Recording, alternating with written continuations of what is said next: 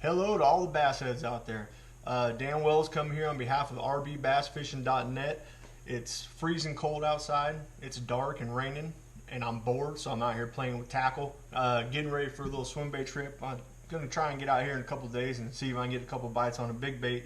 But I was sitting here thinking about stuff, and I figured I would share a couple little swim bait tips on how I like to rig them, get them prepared to actually fish in any situation with a swim bait, right? Don't matter if you're tournament fishing or fun fishing, you get a bite on a swimmer, you want to hook them, you know what I mean?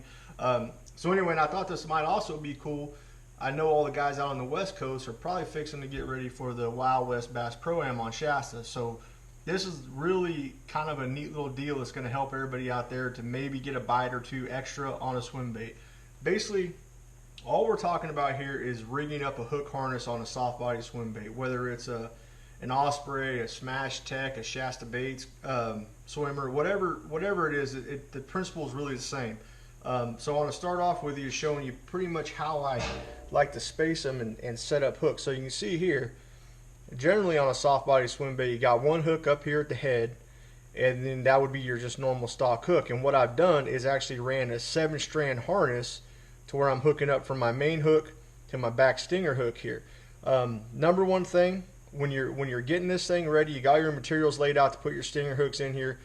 Play with the hook size that's going to fit your bait, and then the other thing is figure out for your hook placement. That's one of the reasons I like to use a 7-strand and the crimps rather than tying it with a braid harness, because the crimps in the 7-strand make it real easy to get your measurements right. So when you take this thing out, you can see here all it really is the 7-strand wrapping around the main hook, crimped off, coming back through the eye of my stinger hook, and then crimped off. Once you have your harness made like this here, you have it all fitted, you know it's the way you like it. What I do is I try and paint that hook harness. I figure the bottom of your trout, most of your bait fish are all white. The last thing I want, especially on a pressured body, clear water situation like Shasta, is I don't want to have a swim bait with a bunch of junk falling off the bottom of it that those fish can see from a long ways away. So anything I can do to camouflage up those hooks, give me an extra opportunity, I feel like is going to pay off in the end. So I do like to paint my harnesses, which is very, very simple. Here's one I already had fixed up from another bait. But all I do is, this is just regular old cheap spray paint. Get the Walmart or Piggly Wiggly or whatever part of the world you're in, but cheap spray paint is fine. White, you set it down here on your little board here so you don't spray paint up your whole shop and everything else. But all it is just, like I say, I spray paint my harness up, let that dry for a second, flip it over, get all sides good so they're painted up nice and white. I have one here already painted for video purposes, so y'all don't have to actually literally wait for paint to dry. But you can see here, this is one on the bottom of swim bait ready to fish that actually is already painted white. So I feel like it's going to blend in a little bit better with the bottom of that bait. And again, in clear water situations, especially spotted bass, I like to have that hook harness as concealed as it can be, and then have the stinger hook on the back of it. And the other thing is, after you make a few casts with this, or bang it into a rock or a log boom or whatever you're fishing with it, that white will start to dull out and it'll become even more and more natural with the bait. So you have your harness made, it's painted white, it's ready to go. The last thing I want to show everybody, which is a big deal I've heard a lot from guys, is saying, well, I make my harness up and I can't get it to stay straight on there. You cast it, it balls up, the tail hangs up on this, and your harness is always all jacked up.